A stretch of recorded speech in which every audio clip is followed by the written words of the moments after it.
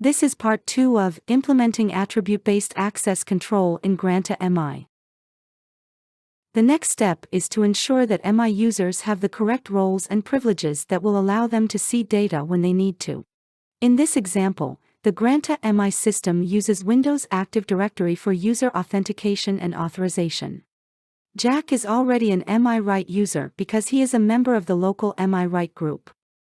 So, start by defining some new local Windows groups that correspond to the access control roles you need. Jack's membership of this group will grant him write privileges to records in which process stage equals approved. He is also a member of another group which gives him read, but not write, access to records where process stage is not approved. All groups have already been added to Windows Active Directory.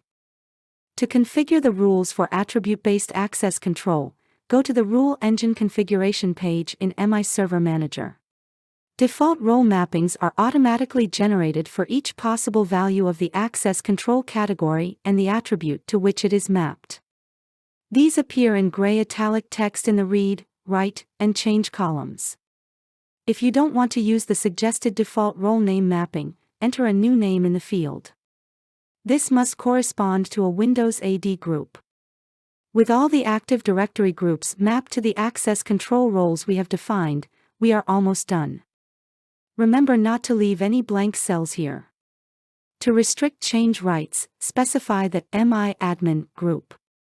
With the configuration you have just defined, Jack can read and modify records in which process stage equals approved.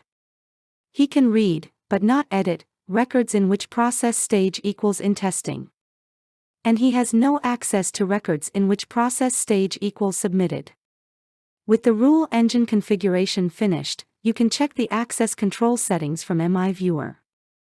Using an administrator account, we have full read and write access to all the composites records from the Tensile test data table.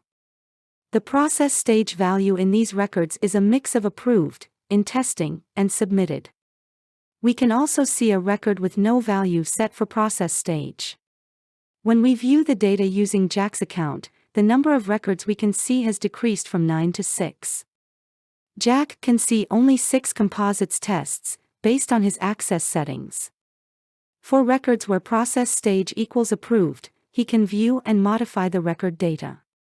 He cannot change the value of the process stage access control attribute. For records where process stage equals in testing, he can only read the data, but not edit it. Remember that if a record has no value set for an access control attribute, the record will be visible for every user. Jack's access privileges must also be defined by his team location.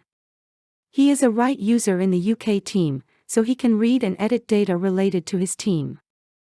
Define an additional access control category based on nationality, and complete the same configuration steps as for process stage.